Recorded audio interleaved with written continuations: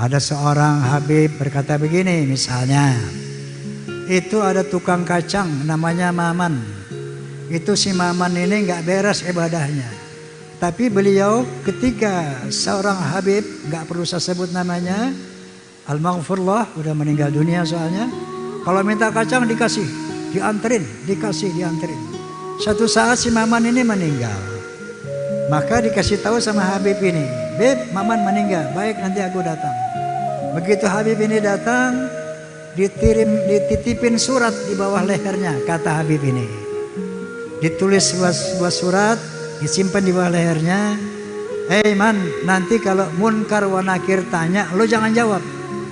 Kasih aja nih surat, nanti lo masuk surga bi ghairi hisab. Nah, oleh karena itu kita semua harap tenang dan tidak terprovokasi ya oleh konflik nasab ini. Karena nanti insya Allah atas kesepakatan Kiai Imad, Romel dan juga mungkin Rabitul Alawiyah juga akan saya undang Habib Taufik insya Allah Segaf akan saya undang untuk berbicara di podcast saya agar ada berita yang seimbang. Nanti insya Allah kita akan sepakati untuk duduk bersama dimediasi oleh pihak yang netral, Civitas Akademika misalnya. Nanti beliau akan memohon kepada universitas mana yang bersedia memediasi ini. Tentu dengan para ahli, profesor ahli dan sebagainya, ahli sejarah dan ahli genetika tentunya. Nanti mungkin di situ yang akan menentukan endingnya seperti apa.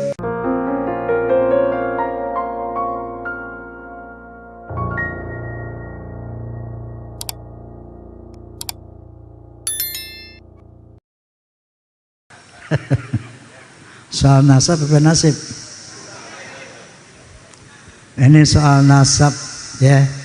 Masya Allah jadi trending ini. Saya terpaksa ikut bicara, tujuannya sebagai penengah dalam mengamalkan watawasau bil haqq watawasau bis sabr. Saling berwasiat tentang kebenaran dan saling berwasiat tentang kesabaran. Yang kedua, wa ta'awanu 'alal birri wa taqwa wa la ta'awanu 'alal itsmi wal 'udwan. Bekerja samalah dalam perbuatan baik dan takwa dan jangan tolong menolong di dalam kemaksiatan dan permusuhan. Jadi sedikit saya ceritakan kembali ya apa yang mungkin semua udah lihat di media sosial, di podcast Bisikan Roma, udah lihat belum? Udah lihat? Nah. Jadi ketika selama ini tidak pernah kita dengar satu tesis yang membatalkan Ba'alwi sebagai zuriyah Nabi, kita semua kayaknya tenang-tenang aja. Tiba-tiba ada satu tesis yang mengatakan di bawah pendapat Haji Imaduddin Usman yang mengatakan secara historis, secara sejarah, secara manuskrip dari abad ke-4, ke-5, ke-6, ke-7 sampai ke-8 tidak ada yang bernama Ubaidillah. Di mana Ubaidillah ini diklaim oleh kelompok Ba'alawi sebagai zuriyah Nabi, putra keempat dari Ahmad bin Isa. Sementara dalam manuskrip dari abad ke-4 sampai ke-8 yang diteliti oleh Kiai Haji Imaduddin, konon kata beliau tidak mendapatkan anak yang keempat itu Ubaidillah. Yang ada cuma 3 putra beliau, yaitu Muhammad, Ali dan Husain. Nah ini muncul di abad yang ke-9 nama Ubaidillah ini. Maka beliau menyimpulkan bahwa nama Ubaidillah sebagai dzurriyyah daripada Ba'alawi ini cangkokan. Itulah dimulainya begitu. Sampai sekarang ini tentunya belum tuntas ya. Maka saya teringat, saya tanya waktu podcast dengan beliau kemarin, kenapa? Apa awalnya Anda melakukan penelitian ini? Padahal beliau dulu yang membuat nasab tentang Alawi ini. Lalu kata beliau, selama ini saya menyaksikan arogansi daripada oknum-oknum habaib yang jauh dari syariat. Jadi membuat doktrin-doktrin yang sesat menyesatkan. Seperti apa misalnya? Misalnya kita sering ada viral di sebuah video. Ada seorang habib berkata begini misalnya. Itu ada tukang kacang namanya Maman. Itu si Maman ini nggak beres ibadahnya. Tapi beliau ketika seorang habib, nggak perlu saya sebut namanya, Al-Maghfurullah, udah meninggal dunia soalnya. Kalau minta kacang dikasih, dianterin. Satu saat si Maman ini meninggal. Maka dikasih tahu sama Habib ini, Bib, Maman meninggal, baik nanti aku datang. Begitu Habib ini datang, dititipin surat di bawah lehernya, kata Habib ini. Ditulis sebuah surat, disimpan di bawah lehernya.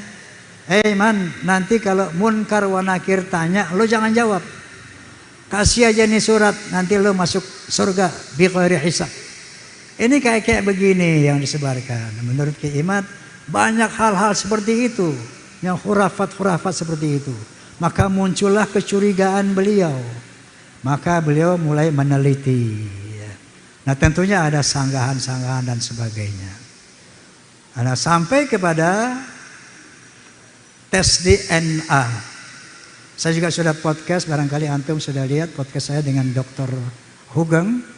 Ya, beliau menyatakan bahwa menurut tes DNA bahwa yang namanya Ba'alawi mustahil sebagai keturunan Nabi. Mustahil sebagai keturunan Nabi. Ini menurut pendapat Dr. Hugeng. Dan ternyata Najwa Shihab pun telah bersaksi di media bahwa beliau telah mengadakan tes DNA. Ternyata haplogrup-nya 3,4% Arab dan sekian puluh persen lainnya ke India, ke Afrika dan sebagainya. Nah, oleh karena itu kita semua harap tenang dan tidak terprovokasi ya oleh konflik nasab ini.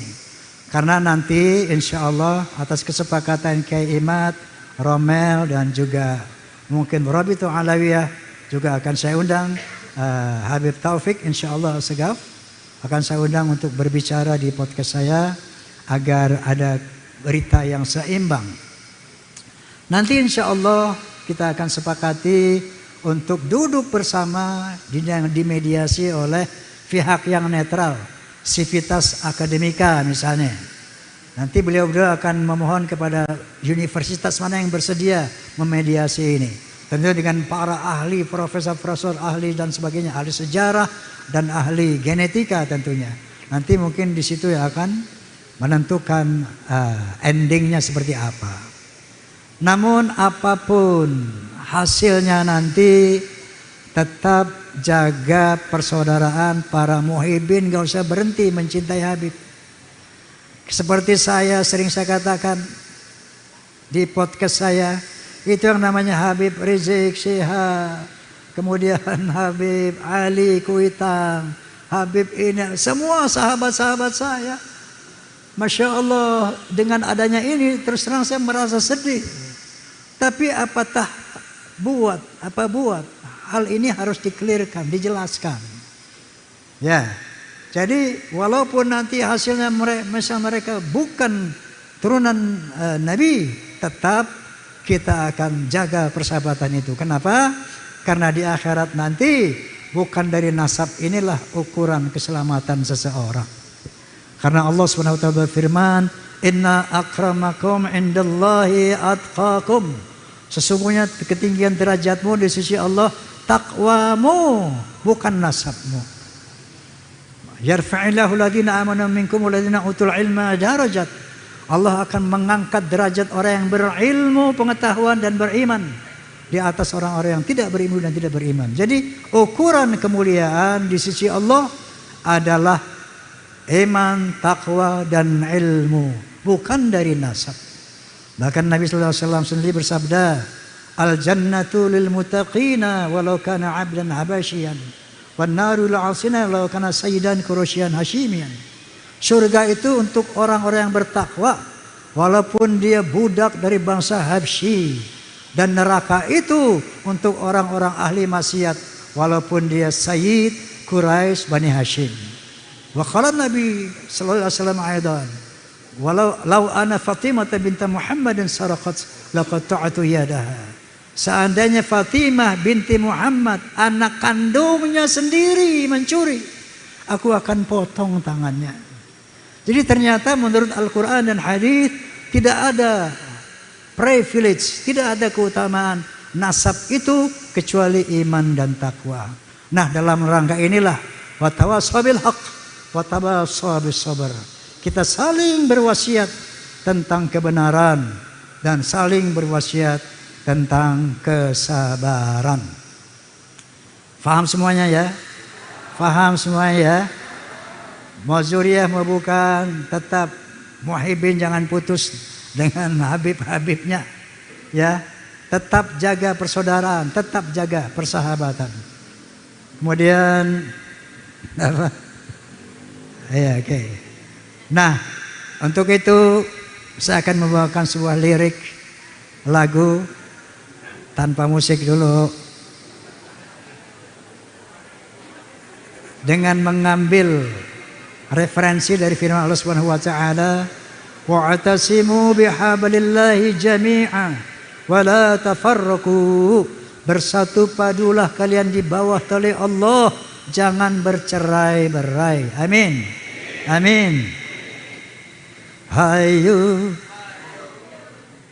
bersatu padu, hayu dan seirama, hayu seiman sejalan, berpedoman pada Quran, mari galang persatuan. Berpedoman pada Tuhan, mari galang persatuan. Hayu bersatu padu, hayu dan seirama, hayu rapatkan barisan agar semua musuh Islam takkan punya kesempatan. Agar semua musuh Islam takkan punya kesempatan. Faham? Faham? Jiwa dan raga juga harta kita relakan demi agama dan demi tegaknya kebenaran. Kita relakan demi agama dan demi tegaknya kebenaran. Kita semua takkan rela bila ada yang coba-coba mengganggu dan merusak akidah.